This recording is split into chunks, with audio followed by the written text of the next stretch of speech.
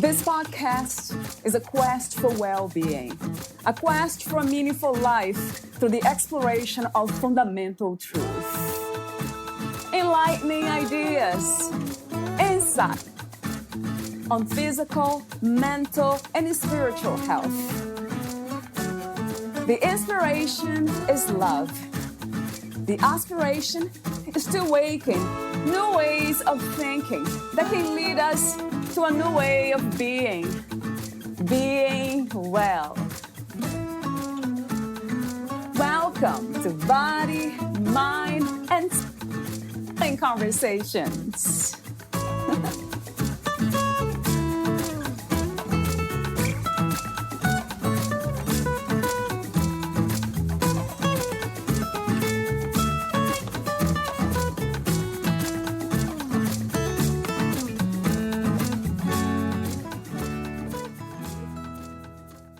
Embodying your wisdom and your courage is the path to experiencing freedom and a more authentic life. But what does it mean to embody your wisdom, courage, and freedom? The goal of some spiritual paths is to transcend the body in order to achieve enlightenment or some higher state of being. But in a yogic tantric tradition, your body is the gateway to wisdom. Your body is the place from which you experience this lifetime. Your physical body and your senses allow you to experience light, temperature, hunger, color, sound, pain, and pleasure. Your energy body pulses and breathes and creates space for the movement of emotions. And your mind is seated in the body, having a constant dialogue with the sensations and emotions, changing the way you perceive what is happening in any given moment. There is a deep wisdom in all of this, and there is an innate wisdom in the body, a wisdom that exists beyond words and thoughts. The body often knows the truth of our experience before our mind has a chance to process it and alter its meaning. Learning to listen to your body gives you access to this wisdom. For this reason, Calista Ocean teaches embodied practices like yoga, movement, and breathwork to support others in reconnecting with their bodies and the wisdom within. She uses guided visualization and journaling as a way to access personal insight. And most importantly, she invites others to take action to bring their inner wisdom into being, to embody it in their day-to-day life. In her book, Exploring Your Inner Landscape, you're invited to take time to explore the terrain of your soul, to find your beauty, courage, and freedom within. Each week, you'll be invited to do weekly practices, reflect on journaling prompts, and take actions to live a life that feels more authentic and aligned with your wisdom. Valeria interviews Calista Ocean.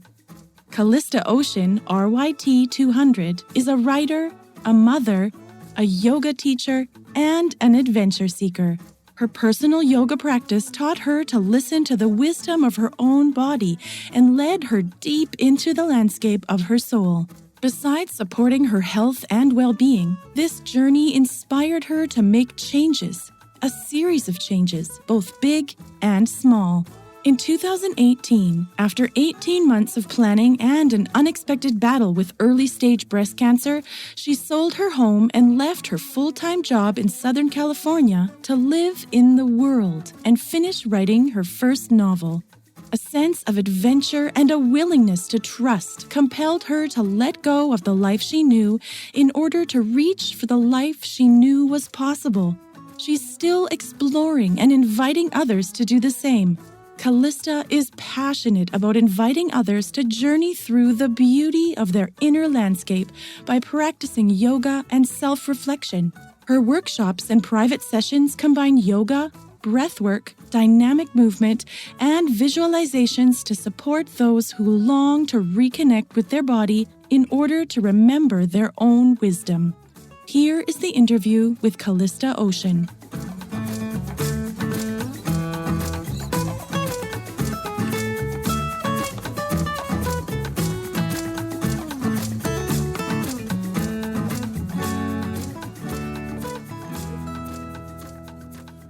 in your own words, who is Calista Ocean? That's an answer that probably changes every day. But I guess I would begin by saying that I'm a mother, because that's an important role. I have two amazing, independent, creative adult daughters that I'm really proud of and enjoy spending time with. I'm also a writer, obviously, which is why I'm here today. And I'm a writer who isn't really constrained by genre. So I actually wrote my first novel last year and then published this book on self-reflection. And I'm working on a memoir project right now. Wow. So yeah, there's a lot of things that would define me. I'm a seeker. I'm an adventurer. I love learning. I love travel, and I love to share my journey with others through my writing and my interactions with them. Sounds wonderful. So I have a few warm-up questions, as I mentioned off record, before we talk about some of the topics in your book, Explore Your Inner Landscape. My first warm-up question is, what is life?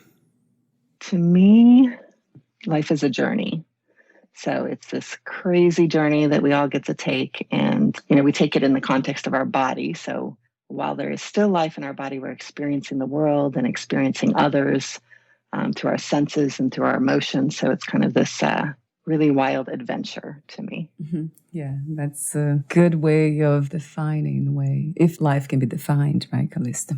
Do you think that life has an opposite? I think if I were to still use that metaphor of a journey, the opposite to me would maybe be not taking the journey, stopping or not experiencing all there is to experience, giving up or getting distracted, staying stagnant. So to me, there's just so much to experience, all the tragedy and excitement, all the love and outrage and beauty, and to get distracted or to not be out in the world and be interacting with others. I guess that to me would be the opposite of life or of living. Yeah, yes. You ask a very interesting question in your book that I think related to joy. And I'm going to ask you the same question related to life. If you were to choose a color for life, what would that be and why? Color for life. It's a great question. It's an interesting question.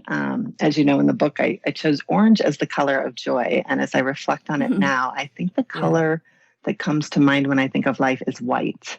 And I mean white in that sense of, a blank page, or of all the colors in the spectrum coming together and it having the space to take on other colors and blend well with other colors. So maybe just a brilliant, expansive white light. Yeah, white light, right. I'm kind of trying to visualize that. Yeah. Speaking of joy, what is joy to you, and how is joy different from happiness and pleasure? So joy to me would be, other words that come to mind, I guess, would be like a bliss or an ecstasy. It would be a pulse or an energy. And I wouldn't differentiate it much from love. I think it's very closely related to love.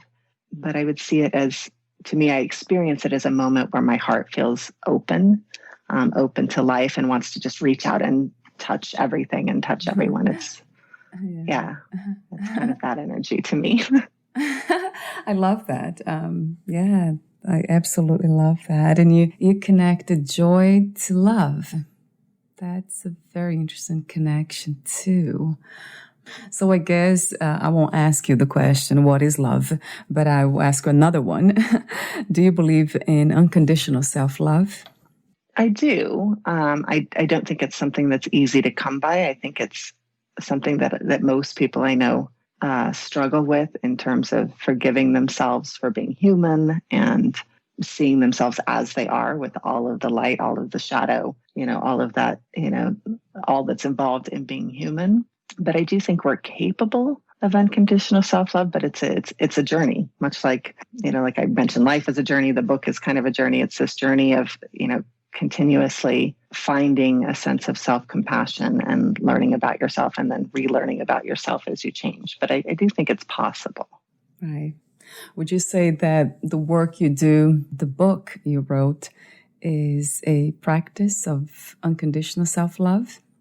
there's certainly practices in it that would support that unconditional self-love. But I think to me, it's more a journey of self-exploration, of seeing what's there and getting really real about what's there. But I think that beyond that, right, if we're willing to explore ourselves, we'll find a lot of beauty, I think sometimes more than we expect to. And then we'll find those dark places. And can we allow those places to be there, and practice that self-compassion and be able to have the capacity to love ourselves as we are without striving to fix or change. So there's certainly the potential there to find that. And I think the book is really just about the exploration process and getting to know yourself better. Yeah. And to me, that has everything to do with self-love or self-compassion or unconditional self-love even, because I connect this journey of self-discovery to understanding once we get there, like you mentioned about those dark parts of us. When we get to understand them, then that's when love arises. It has been the case for me. How is knowledge different from wisdom? From my perspective, knowledge is about learning and understanding things intellectually. And I think that's important. I mean, it's, I enjoy gaining knowledge, learning about things, deepening my understanding of things and the way the world works. But wisdom to me is more about intuition or inner knowing, and to me, it's how we take that knowledge and then maybe translate it through our inner knowing, which that inner knowing would be to me a connection to consciousness, to the divine. So many names we could give to that. But that wisdom is a percolation of knowledge and a way that we embody our knowledge and our knowing and bring that out into the world, if that makes sense. Yes, yeah, it does. And you talk a lot about the wisdom in the body. So I have questions for you later on. But for now, a question came to mind. When we talk about intuition and consciousness and divine force, do you think it's somehow localized in the body or around the body or outside of the body? All of the above. So I guess that different perspectives, obviously, on consciousness or on God, so many names that we give to the divine. And to me, it's all pervasive. So it's certainly, to me, is there within the body. It is that consciousness or that energy that, is our life, is at the core of our being. And it's, to me, beyond that. And it's even really beyond our understanding, but we experience it in different ways. It's that energy that connects all of us. That's moving through all of us, that's moving into us, that's moving out through us. So it would be, in my mind, both localized and absolutely universal, and kind of an ocean that we all swim in, right? That we're all a part of. Right. That is such an interesting subject, fascinating to me. This understanding where consciousness really is, or where God is. I have conversations about near-death experiences and out-of-body experiences, and a lot of times we hear, you probably heard about too, I'm sure, that the body is completely dead, but the person's able to see and experience consciousness without the body. Would you say that's a mystery? Yeah. And I mean, it's certainly a mystery to me. And I certainly don't have an explanation, but again, going back to that sense that, that the same consciousness, the same energy that within me is the same that I am a part of, or that I will merge into. Yeah, I do believe that there is consciousness outside of the body. But in this lifetime, that consciousness is manifested in my body. So that's why I talk about embodiment work and such a lot. And I have access to that through my body, through my senses, through my experiences, and the way I'm experiencing life in my body. So it's, to me, both contained in the body, but certainly extends out and beyond the body and is connected to all that is from my perspective. Yeah, it's the play, the kind of the dance of life, trying to understand itself. I mean, this is just incredible. But if I can drop in, it's interesting because there is a journal prompt in the book around death, and that by exploring the concept of death, we learn more about our life. And really that came from various readings and stuff I've done and teachers that I've had that have you do meditation on death and that experience, because it's something that we all experience at some point, right? We will have that experience. And, I think my own hope, which is, I went from being a child that feared death, and all of us have a certain innate fear of death, to having a little bit more curiosity and hoping that when I do approach that transition, I can do so with awareness and be fully aware of the transition itself. Because, some people do have these near-death experiences and maybe get to experience it more than once. But most of us really only get to have that experience once. And I'm actually, in an odd way, although I love my life and hope to live many more years, the concept of being fully present to that transition is one that's always intrigued me, actually. Yeah, I agree. And I love the way you say being curious about death and not afraid, right? So I have a few more warm-up questions, and all the conversation we can have for ages, you and me and so many others, I think comes down to one thing only: freedom. What do you think freedom is? What does it mean to you? Yeah, and I think it's such an important question. And it's interesting to me because I've really actually been grappling specifically with that question for a couple of years, and which is partially what led me to sell my house and take off and travel the world for a bit and live in the world. And I think in my mind, I thought I'd experience freedom by breaking away from, the social constraints of my day-to-day life, paying a mortgage, the corporate job. And I did. And I also didn't, which was interesting to me. So some of the ways that I have of being in the world that limit my own freedom, some of the internal things, those followed me right out into the world. Right. And so I think, to me, as I experience that and as I continue to sit with that question of what is freedom, the definition to me has to do with space, and it's space to move freely physically and to move freely, emotionally, and to move from a place that's authentic. So when I get stuck in the mind trap of living from a place of what people think I should be doing, how I think I should be acting, that's when I feel that constraint and that lack of spaciousness, versus when I can start to dissolve or let go of some of those stories and the shoulds. There's an experience, even if it's just moments, or sometimes if I'm lucky, it's hours or days, of flow, of living as myself in the world, of letting the external circumstances be whatever they're going to be, but still being able to move as myself in that space. So I think, yeah.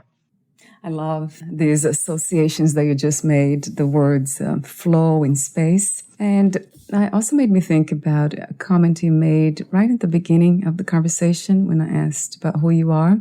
And then you said a mother, and you talked about your daughters, and then you used the word independent. So I'm wondering if that has something to do with freedom, the freedom we are speaking of. I think so. As I look at them, and I like to think, that I'm also rather independent. There's something about independence that to me is the courage to keep pulling back the layers and working to be more authentic and show up, in a very real way in the world. So I think it's a trusting of oneself that kind of lends itself to independence, or maybe independence leads to trusting oneself. It might go both ways. Right. But yeah, there's definitely maybe the practice of embodying independence that contributes or creates that space for freedom. Yeah. And then this word independence, we often think about financial independence or being able to live without the opinion of others. Is this the way you also define the word independent?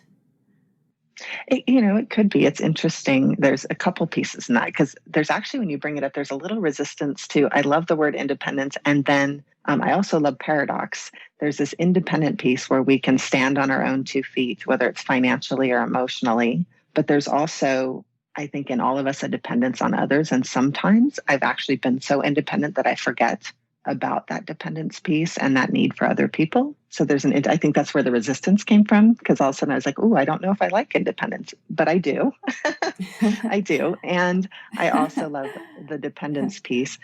But on the financial note, it's really interesting because that's one of the pieces I'm resolving right now is as I went out into the world, I was in a good position, but I also still had some debts that were unpaid. And it is interesting how much, the real world affects us. And that's one of the things I'm trying to clear this year is to simplify my life even more so that I have more freedom to move where I want to move and be where I want to be and work when I want to work because I'm reducing the amount of, month to month bills, basically, which is just a simple real world experience of independence, which has been really interesting.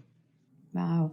Yeah, I like that. The idea of doing whatever we're doing when we want to do. But then on the other hand, I also love to use the word paradox because what about if you have so much work that you love to do that's helping so many people, but it's a lot of work and then you can't really move around that much and you don't have a lot of time for yourself. So life is life, isn't it? Everyone has their own purpose for some reason. And I love the idea of using that word again, flowing with life. Well, and I think from a non-dual perspective, right, you can be both free and have constraints. And if those are constraints that you love, then even that act of working is in itself an expression of freedom in some way. Right. Oh, I love that, Calista. I love that wisdom. Yeah, right. That's right. So I have a few more questions for you. At this time, what do you think is the world's greatest need? And do you have a vision for a new reality? I think so many things come to mind, and there's so much obviously going on specifically right now with, as we speak, pandemics and protests and a world that is desperately, desperately needing change. And I, if it's hard to sum up what that need is, but I think it's around compassion and empathy, around really listening to each other and really seeing each other and really holding each other and recognizing that we are one human family.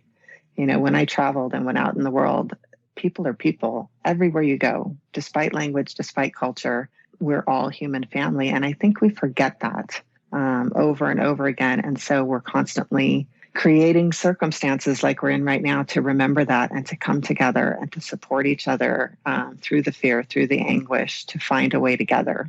So I think it's really about compassion. Yeah, I love that. And a question came to mind about, you speak of change, that people are looking for change, and we often do. Do you see a difference between change and transformation? I don't know if I do. I mean, certainly they're different words, and I'm sure there's a different energy to each. And certainly you can have change without transformation. I mean, things change states all the time. But I think reflecting on it now, transformation might be a level deeper than change. It's maybe more profound and expansive, or a complete shift in being versus, changing my lunch order isn't going to transform anything. It's certainly a change. I could change the way I eat and, that might create some transformation in my body. But I think I probably think in transformation in a little bit deeper terms and in changing a state of being or a way of being. Yeah. That's how I see it too, because change could happen, like you said, without any effort. Simply everything's changing all the time. But then we can make change just because we are bored and then we're looking for, new things to explore, but there's no really a deeper understanding.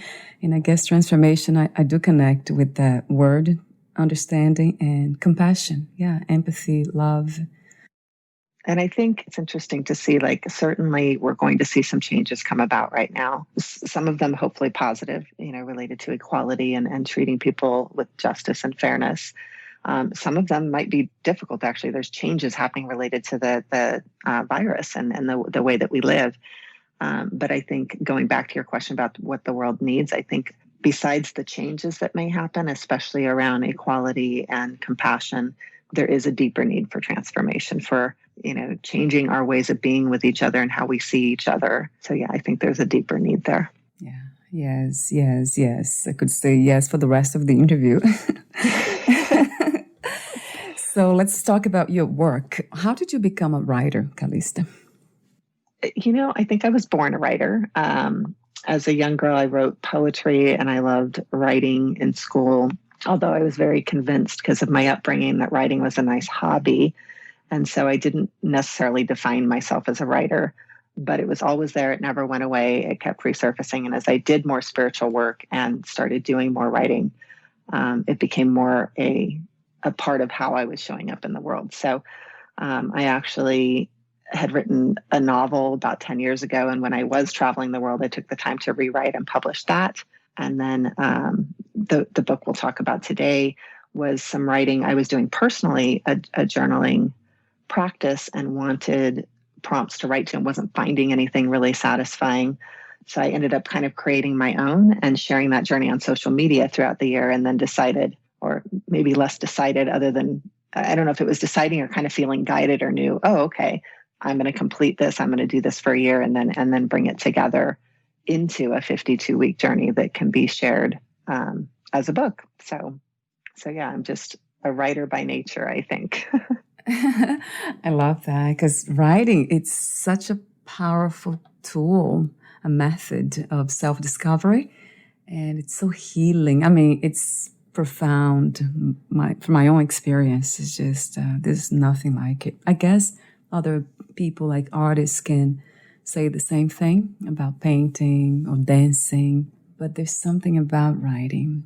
And I love your book, the way it's designed. It's beautifully designed. I love the patterns. I love the colors. I love the way you have the quotes and inspirations. And I have notes here, my favorite ones, or topics that I would like to ask you questions. But before that, what was the intention of writing the book, Explore Your Inner Landscape? And why did you use this word, landscape? The intention as I was writing was to, again, share my own journey. So I was writing to it as I was sharing it. And I think it just felt like, as I was getting ready to come back from my travels for a bit and exploring what was next, it felt like it was time to go within again. And probably because I love hiking and being in the mountains, and I'd spent part of the year in the jungle. I love nature, and I have an affinity for landscapes. I love being out in the world. It's just beautiful. And so there was just, I'd written a poem, and there's a little bit of that in the book. And there was something about viewing the internal, as a landscape. There is, these rugged places and these beautiful, lush, jungly places. And there's just, that metaphor worked for me. So, it just became fun to explore it in those terms. Yeah. Yeah, you just said it relates to landscape and nature, right? It's a way of looking within in the same way, although we are not separate from nature. We are nature itself. What is to embody our wisdom, courage, and freedom? And how did you do it? I think the key word to me in that question is the word embody. When I first started practicing yoga and doing working with teachers and being on what I would call a spiritual path, it seemed like, honestly, there was a lot of emphasis, and certainly in my upbringing, there was a lot of emphasis on transcending the body and mind in order to connect to God or to the divine.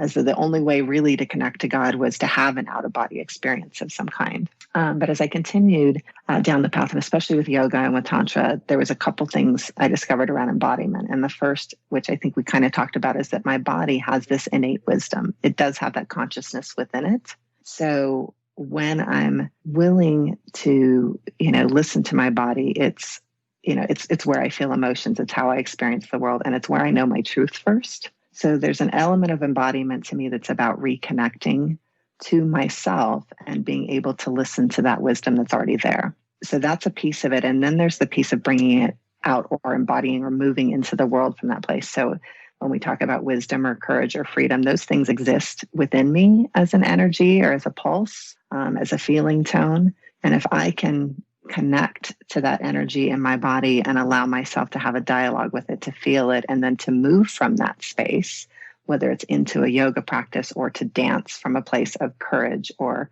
anger or love, then I'm moving with that energy. I'm actually embodying it and feeling it which makes it easier then for me to act from that place, right? And that's the ultimate embodiment to me, is when we can take our courage or our wisdom and choose to act from that feeling tone and to act from that truth. Wow. And to practice, just like a yoga practice, to practice doing that over and over again until we are wisdom, we are love, we are courage. That's how we are freedom. I'm embodying that by feeling it in my body and then moving into the world from that place.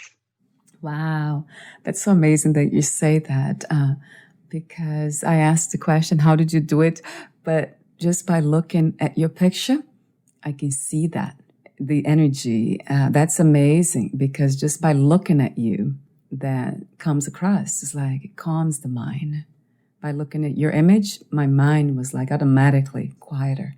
So that's very interesting how it's not just intellectualizing something or having an experience and then moving on. It's like you said, it's being it, being those ideas of those words we use. I'm wondering why so many of us ignore the body and its wisdom. I think there's so many reasons. And one is that, unfortunately, I think due to social conditioning, there's a lot of body shaming, and there is a lot of conditioning to disconnect from our bodies, to connect to our phones, to be in our minds a lot. And there's nothing wrong with the mind. But there is, I think, in the world we live in today, there's just this, there's this dismissiveness of the body as this weakness, as this point of something that is, shameful, especially when you talk about sexuality, which is touched on in my book, or when you look at, people trying to achieve some form of perfection in their body versus actually really loving that they have this body that moves them into the world and that does allow them to walk and to eat food and to hug another person. But I think, we're just very high tech and low touch these days. And the body is just kind of this necessary thing that I don't think is really cherished or nurtured in a way. So we're busy feeding our minds, or we think we're feeding our minds. Sometimes we're not really feeding our minds. We're giving it a lot of junk food. But I think there's just a general fear and almost shaming around the body. And again, even in terms of spiritual terms, there's often this like push to transcend the body, to like, okay, where we meet God is outside of the body, which is true. And paradoxically, it's also true that God is also within the body. Right. We talked earlier about that. So in a way, the body helps the mind and the mind helps the body. Or it might be the balance that we need to achieve, that understanding, that transformation, right, Calista? Do you think we have to change first the way we think before we can make changes to the body, or embody qualities such as wisdom, courage, and freedom? I think there's different paths. For me, the path is more around embodying first, because I think I can think things to death. I can think and think and think and not be able to embody, versus if I can find it within me first and feel it and get to know it without the words, without the thoughts, just as the energy that it is, as wisdom or as love, without having to put a story or a container on it, then I'm being able to take that wisdom and expand it without having to define it or put words on it. So, and I think thinking's a great thing. I was a very academic child and I love reading books and, but I to me, transformation really starts more at a feeling tone level and at a very deep, intimate level that, would be about embodiment to me. Yeah, I agree. Dancing, it's such an amazing method. Have you heard about biodanza, I think? Biodance? Not specifically. I participated in movement types, ecstatic dance and stuff like that. And I think it's all, probably somewhat related. But dance is just such an amazing embodiment practice, right? Of embodying all sorts of emotion and energy and moving. And I love dance. Right, me too.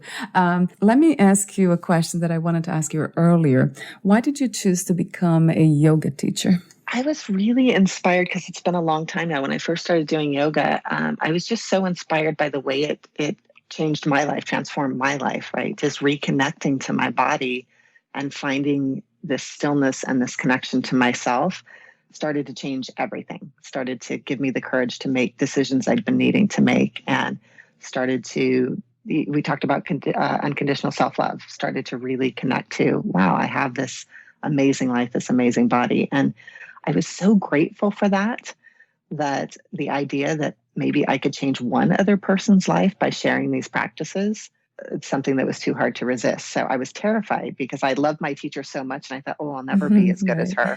But it wasn't about being as good as her, right? It was about being me and showing up and sharing these practices in a way that was authentic to me. And so decision I've never regretted and continues to evolve. I continue to evolve as a teacher as I continue to evolve in my own practices.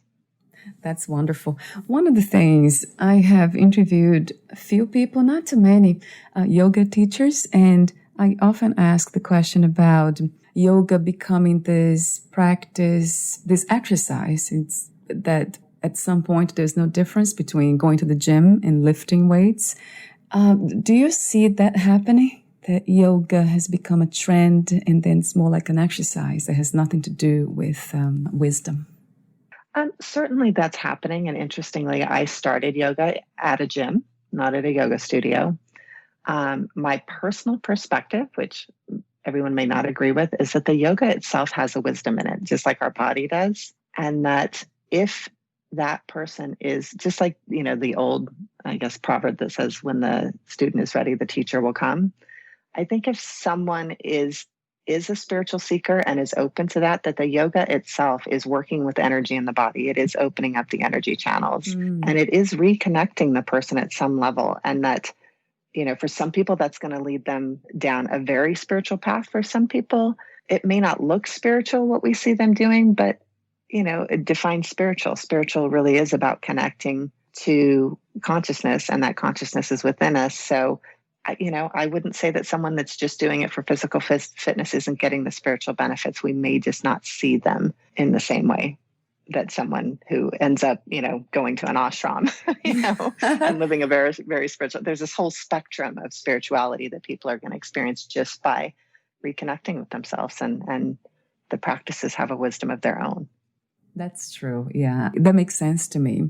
I guess it has been my own experience just walking in the yoga class and not feeling comfortable with the competition. It was not like cooperation, doing together. And I'm like, wait a minute, this is not a practice I want to engage in. Well, and there used to be, when I first started doing yoga, there was somewhere in LA, there was yoga butt. And it was all about having and obviously that didn't appeal to me. But, if one person went to that yoga butt class and then got curious about yoga, and which is kind of what happened to me. I bought Yoga for Dummies after starting to take it in a gym. And then I learned more about yoga and got curious about the spiritual aspects. So maybe it's a gateway. It might not, you and I might walk into a class like that and be like, oh, this is not for me. But maybe someone else happens upon that class and then it leads them, to a deeper exploration. So you never know. Right. No, I love that. I love your perspective. That also sounds like wisdom to me. Yeah, I agree. In your bio, you wrote, in 2018, after 18 months of planning and an unexpected battle with early stage breast cancer, she sold her home and left her full-time job in Southern California to live in the world. The last phrase, you have been actually using this phrase, live in the world, as if you're not living in the world before. So talk to me about that. So I think live in the world is my nice way of saying I'm homeless. It just sounds better, right? Than saying, I did sell my home. I don't have a permanent home. I'm currently living with a lover in Nevada, but I did spend a year. I was in Spain, and then I was in Peru and Costa Rica, and made my way to Nepal and Tibet and India during that year. And so I guess versus seeing myself as a tourist, although some of those trips, some of the shorter jaunts were to do a specific pilgrimage or a specific trip, but I had the opportunity to actually live for a few months at a time in different places in the world versus I guess what we can, traditionally think of as life, as, usually you rent an apartment or you have a home. I'm no longer living within those constraints, which is an amazing adventure and sometimes is hard and a little unsettling. But yeah, it wasn't that I wasn't living in the world before. It's an interesting observation. It was more about moving out and living wherever I guess I land. Wow. I just interviewed another guest and she did the same thing. I think she used to work for, Silicon Valley, a very intelligent woman. She made so much money and all, but then she got tired of everything and just left. And now she's a writer too, and very aware of that too. Renting places that are too expensive or buying places, being free from those constraints of having to pay bills and all that stuff. So... yeah. And it's not for everybody, especially the big breakaway or whatever. I have people that have admired me for it and other people that are still shaking their heads thinking I'm crazy, and it's all good. Right. I love your wisdom, Calista. You are the embodiment of that. So, as I said earlier, and your voice, your image, the sound, your work, the sound of your voice, your words. So everything's in alignment, and that's a gift to humanity. Thank you. That means a lot to me to hear that. Thank you. Yeah, and it is, absolutely is. I guess my next question is about the profound lessons you have learned during your travels.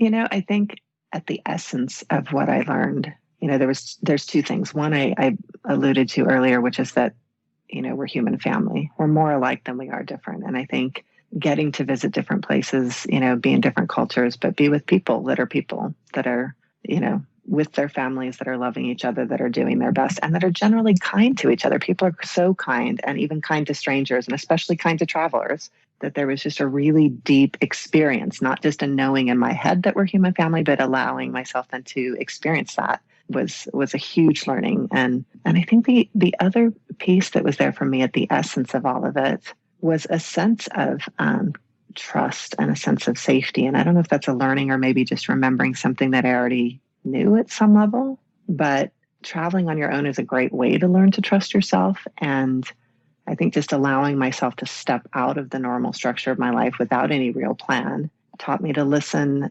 and taught me to trust. And I just ended up in so many beautiful places and meeting so many amazing people, and over again, finding this place where I knew I'm exactly where I'm meant to be.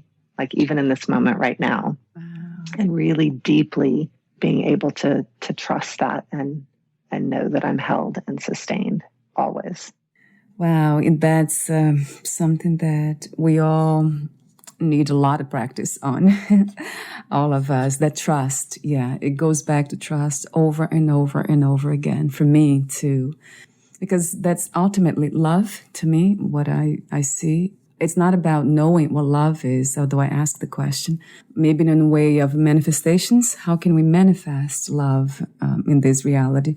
But it's ultimately about trust. Yeah. We don't need to see even what love is if we know that's there. And it's like you said, it's holding us. It's what sustains life in everything, all forms of life. So, I have a few more questions for you. I have lots of things that I wrote from the book here. A lot of your quotes are amazing. The inspirations you have there, they are incredible. And I have so many. I can go through all of them. You speak of gratitude. I love the way you, before we start journaling or writing, you have that instructions before and after we begin writing. So that's great. Love the colors again, I mentioned before. But let me pick one or two. You say here, because your work is all about embodiment, feeling within the body. One of the quotes you say, "My gut is rarely wrong, and it's an incredible lie detector." You said more than that, but that's the beginning of that phrase. Would you like to comment on that? Yeah, I mean, I think I'm probably not alone in feeling that, right? Like most of us know when something is off, whether it's a lie or something else in our environment is not right. Our body has a lot of wisdom around that. And it's not the same for everybody, but for a lot of people, that can be that knot in the gut, that gnawing, like something's wrong, there's something out of place. And I think sometimes we get in our heads and we rationalize away the gut feeling and, okay, I'm just overreacting or wow. whatever we tell ourselves so that we can remove the discomfort of that. But I have never ignored my gut and not regretted it because it's usually turned out to be true that the relationship was unhealthy or that the job was not the right one for me or, any number of things. But especially, the lie detector piece, I've definitely, recently was in a relationship where I was lied to repeatedly and I knew, and yet I ignored the knowing for a long time until I couldn't ignore it anymore. My body knew before my head was willing to accept it. Yeah, isn't that interesting? Right. And it goes back to that trust. We need to trust our intuition a lot more and just go with it with no doubts. Sometimes we let that happen over and over again, that the body's giving us the sign and we allow it to repeat.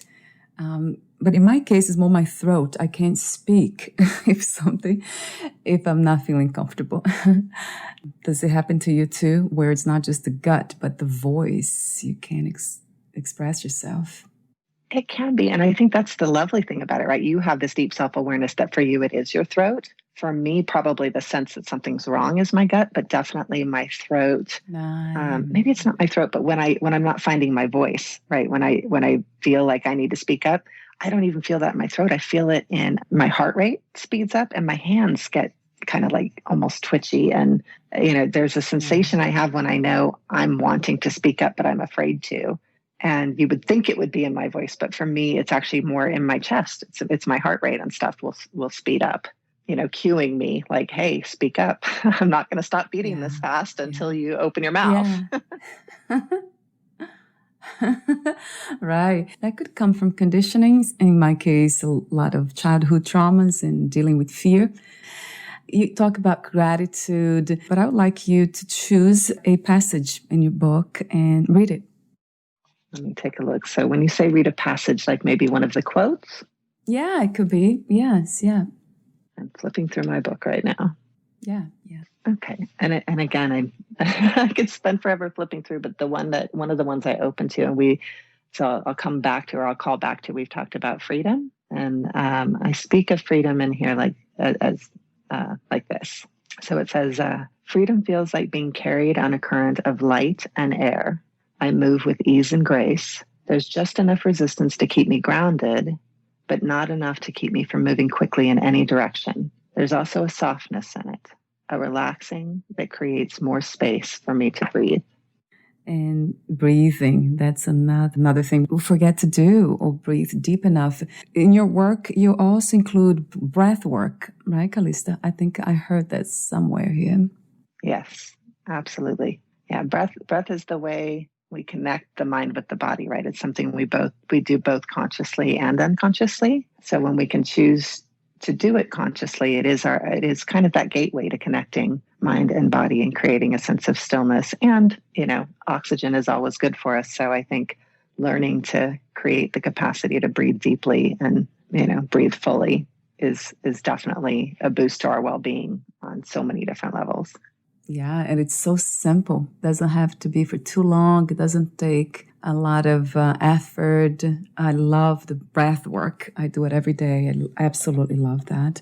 Would you say that doing the breathing work, it's more important, or it might come before meditation?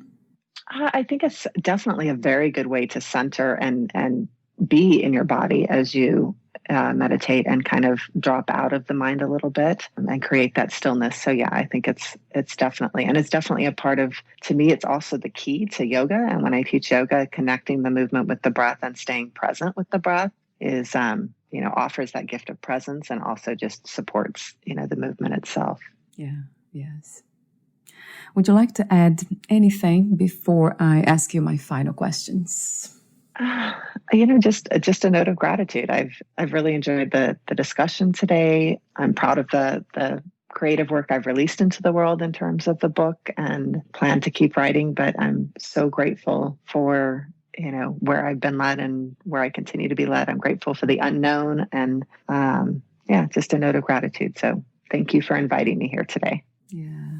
Yes.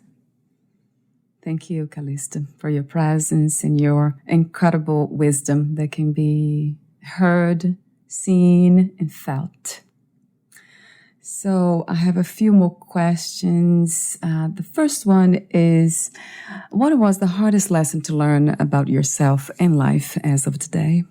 I think just, coming face to face with those aspects of myself that, you could call shadow side, that others would be uncomfortable with, and that I can certainly be uncomfortable with. So, I like to think of myself as, we've talked about, creative and independent and wise, but, I can also be angry and petty, and I've been mean, and, really coming face to face with that and seeing the times that I've made those choices that have been less than loving or done things that I'm not proud of. That's hard work. It's hard to see those things and to really step into them and still understand that it doesn't diminish me. It doesn't, make me not a good person. And I think finding that self-compassion has helped me to have compassion for others, but it's ongoing work. I mean, I still definitely come face to face with aspects of myself that I wish were different or that don't feel good. And yet they're just, to me, part of the human experience. I'm as human as everybody else. And darn it, sometimes I wish I wasn't, Oh, that's cute.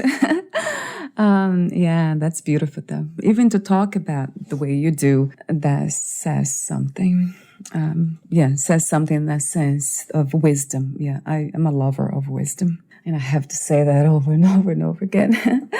So my next question, what is another word for healing? The word that comes to mind is wholeness, to be made whole. And I think, again, paradoxically, you can be made whole even when there's things missing. So it is a journey. Again, much like life, we keep coming back to the journey metaphor from me. It's a journey towards remembering who you are and having that compassion, that self-love. And I think there's deep healing in that. It's returning. It's a returning to wholeness again and again and again. If you knew you would die soon, meaning losing the body, would you make any change in your life or do anything differently? I think, like most people, I'd like to say that I'm living every day to its best. And if something happened tomorrow, I'd leave with no regrets. And while that's generally probably pretty true, I think if I actually knew, if somebody, told me it was going to happen soon, that I was going to transition, I think the only thing I would do differently is just make the time to reach out to those that I love and let them know how much I love them and what they mean to me. Just make sure I had those discussions. I also would want to make amends if there was anybody that I had hurt or been hurt by. And, whether that was intentional or unintentional, I think it would be important to me. We just talked about healing, to leave a legacy of healing and not to leave, those things unhealed if there was a way to resolve them. So I think that would be important to me too. It's interesting how you use the word transition, replacing the word die. Is that just words, or you see a difference between the word transition and dying?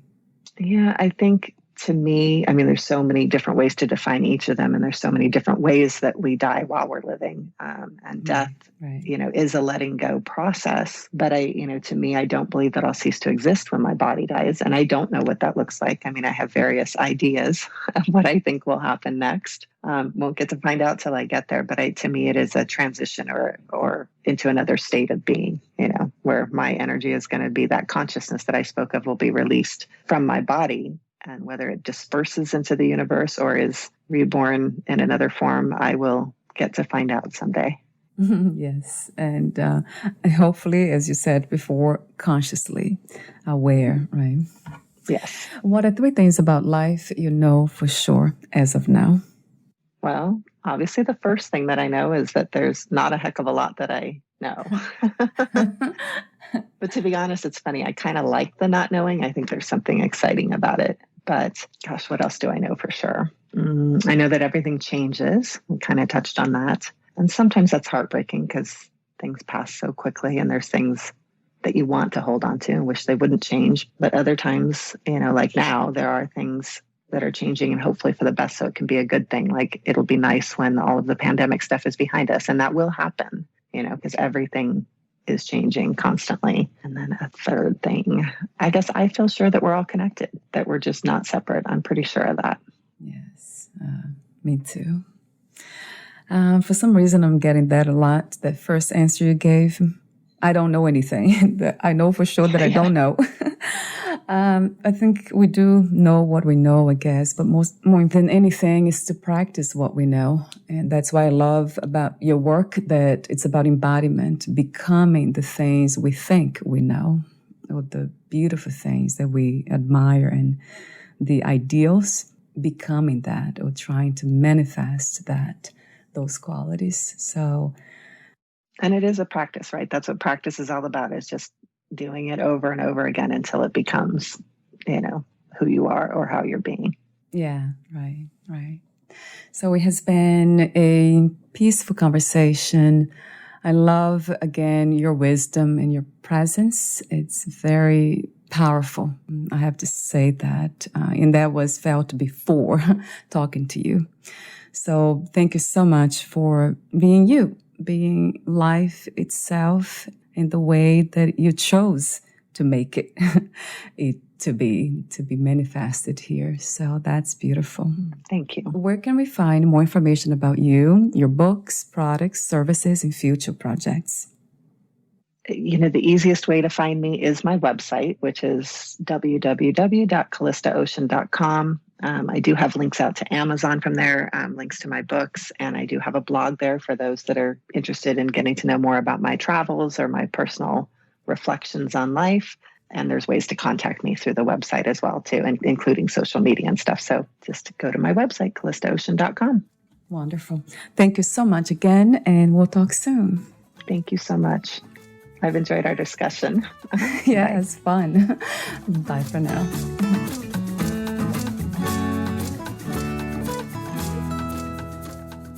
Thank you for listening. To learn more about Calista Ocean, please visit her website, calistaocean.com.